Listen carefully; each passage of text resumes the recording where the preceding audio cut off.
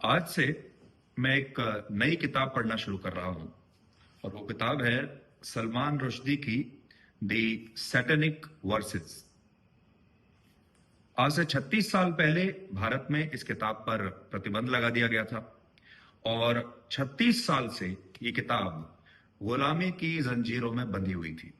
इसे आजादी नहीं मिल रही थी।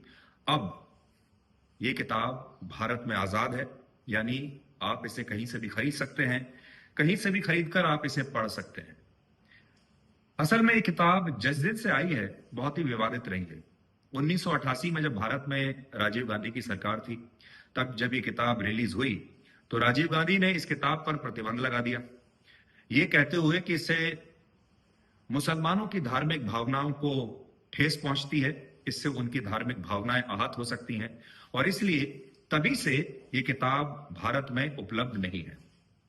लेकिन अब ये किताब भारत में उपलब्ध है और मैं इसे पढ़ूंगा और ये जानने की कोशिश करूंगा कि आखिर इस किताब में ऐसा क्या लिखा है सलमान रुश्दी ने कि उनकी जान खतरे में आ गई, उनके खिलाफ फतवे जारी कर दिए गए, पूरी दुनिया के मुसलमान उनसे नाराज हो गए और आखिरकार अभी कुछ दिन पहले उन पर इसी किताब की वजह से एक जानलेवा हमला भी हुआ।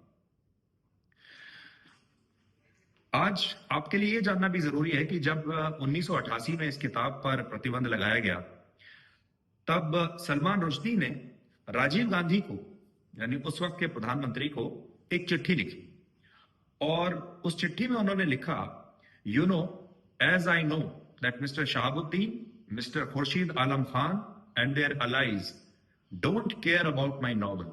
The real issue is the Muslim vote.